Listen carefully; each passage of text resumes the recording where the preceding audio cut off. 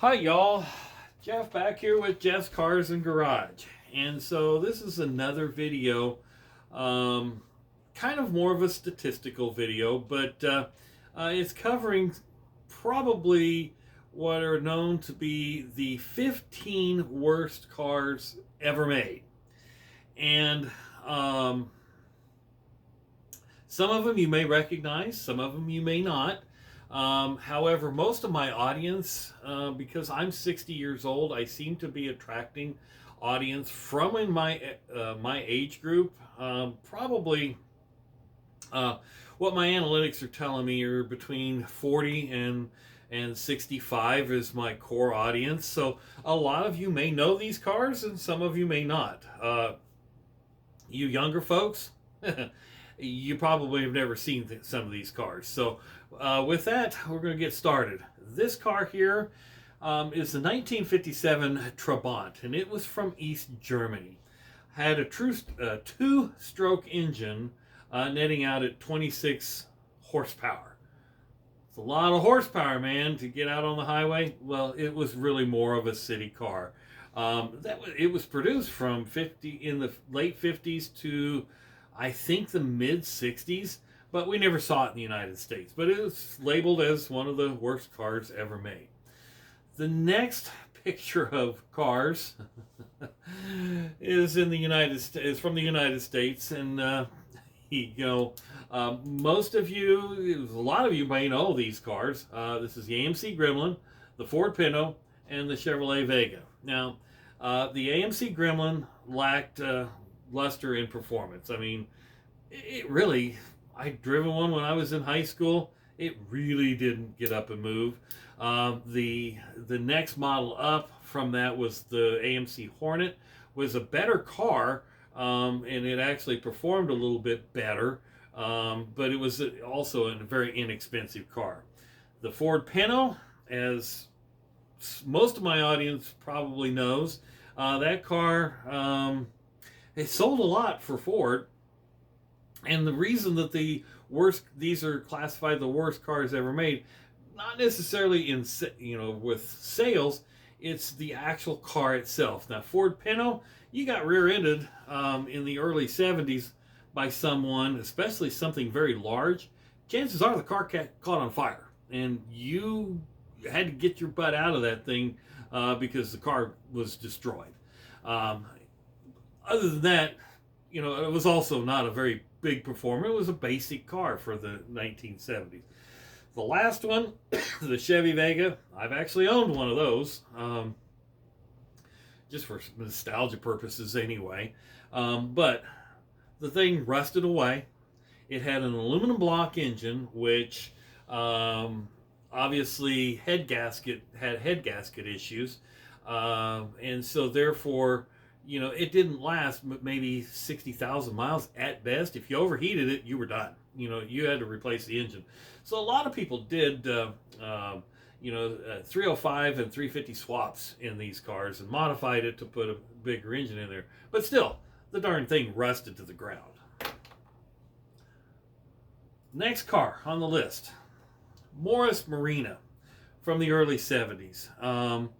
It was labeled as British Leyland's best seller, but it still had poor handling and reliability.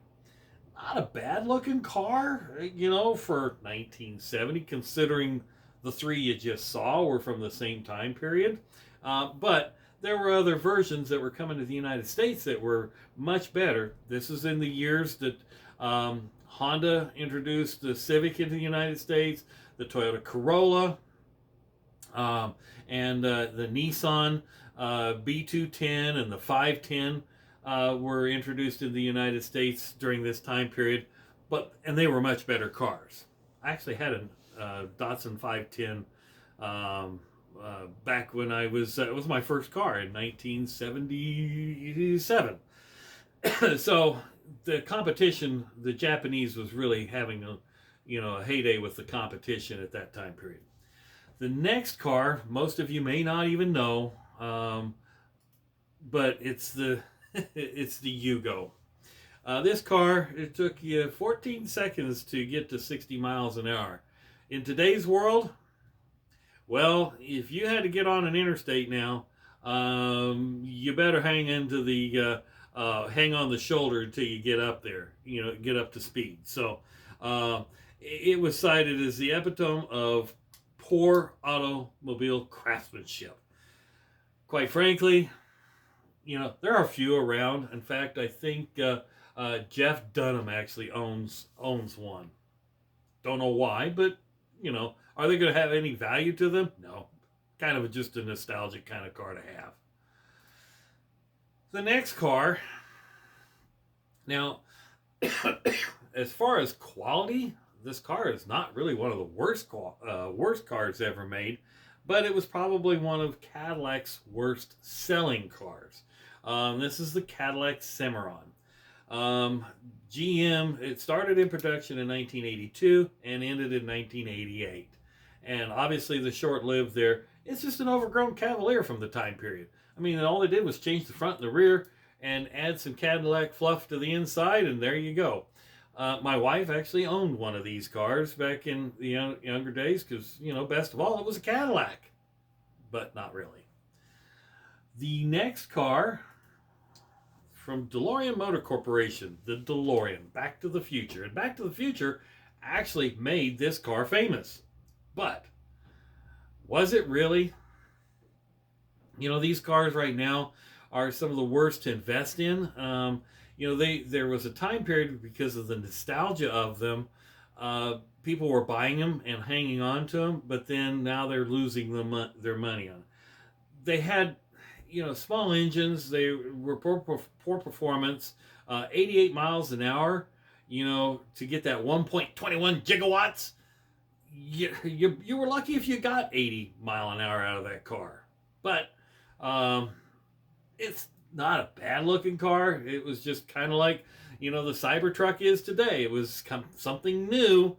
Let's see how many we can sell, and let's see if we can sell it. So there we go. That's the DeLorean from the early 1980s. The next car on the list, well, I've got to get my page turned here. Jeez. Oh yeah, it is a modern car. It's a modern car. Excuse me, the Chrysler PT Cruiser. With a 2.4 liter engine in it, producing 140 horsepower. Not very exciting to drive, but people like this car. Was it an exciting car to drive? Not really, but it was a cheap car. Built on the Neon platform. Just kind of an old nostalgic look. But then Chrysler had to throw nothing but plastic in it. So there was no fluff to the interior. But they weren't that bad as far as reliability. It's probably Chrysler, not one of Chrysler's better cars built. The next car is the Reliant Robin. Now, this is a three-wheel car, as you can see. This became Great Britain's comedy. And, of course, you could guess. You do a quick turn on that car, and you were tipping the car over. Need I say any more? I mean, that car is just... Who thought of that? I don't know. The next car on the list is the Suzuki X90. Now, while it's got a quirky appearance, it was I guess it was considered a crossover or an SUV.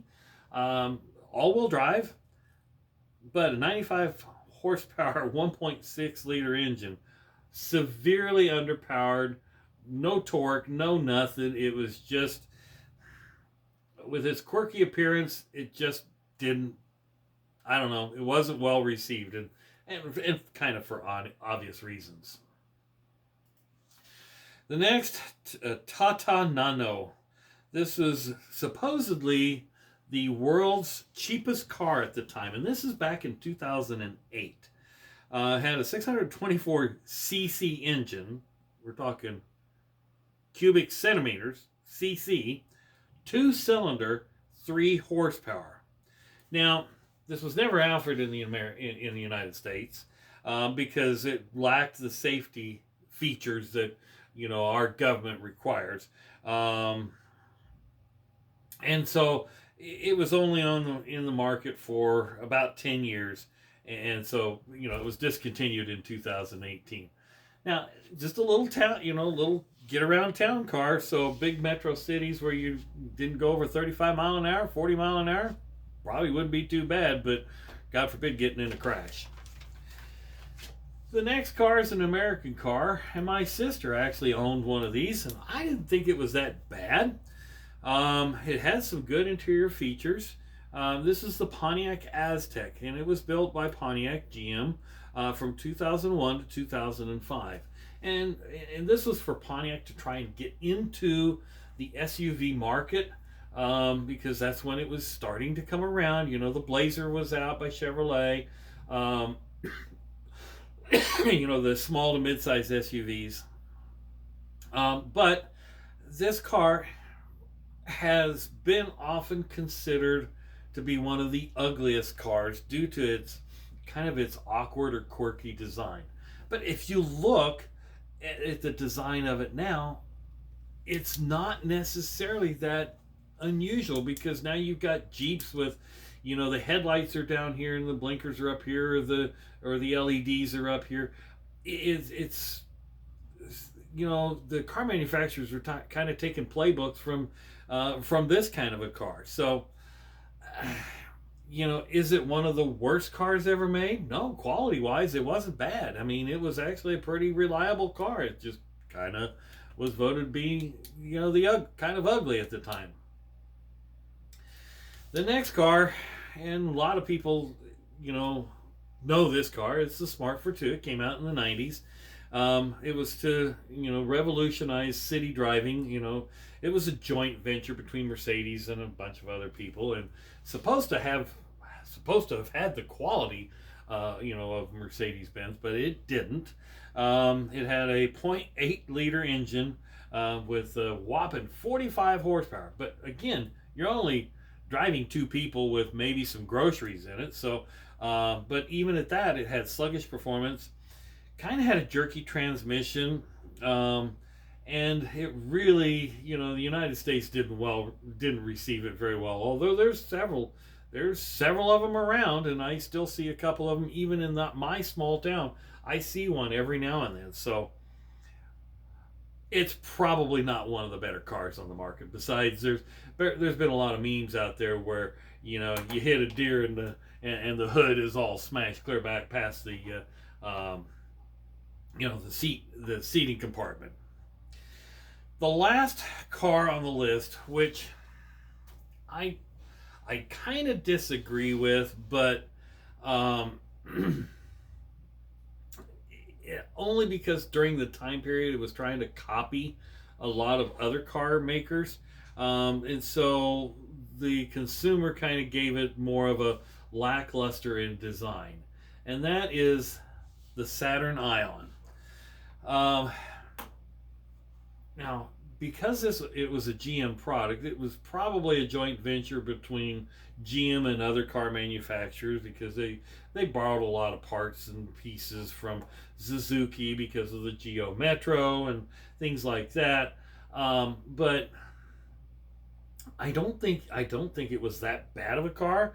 But it was an underpowered car, and it had a lot of recalls. So apparently they didn't do their research and do their quality control when it left the factory. And of course, now we know Saturn is no longer available. In fact, out of all this list, Yugo's no longer around. AMC is no longer around. Trabant is no longer around. DeLorean is no longer around. Chrysler's still around, but all they build now is minivans. Suzuki, I don't think you can get many of them anymore. I don't even know if they're being made anymore. Tata is no longer around. The Smart Fortwo is no longer around, and Pontiac is no longer around. So, designers of these cars back in that time period, did they create the demise for the car manufacturer? Who is ever to know? Anyway, folks, just another video. This was a little bit more of kind of a fun video because of the research that I did on this. If you liked it, give me a thumbs up on that. If you don't, put the comments, but don't be a negative Nelly on that. I mean, I've been out there doing, some of this research, and I'm kind of having fun with this. So we appreciate you watching, appreciate you supporting the channel, and have a great new year. Thanks for watching.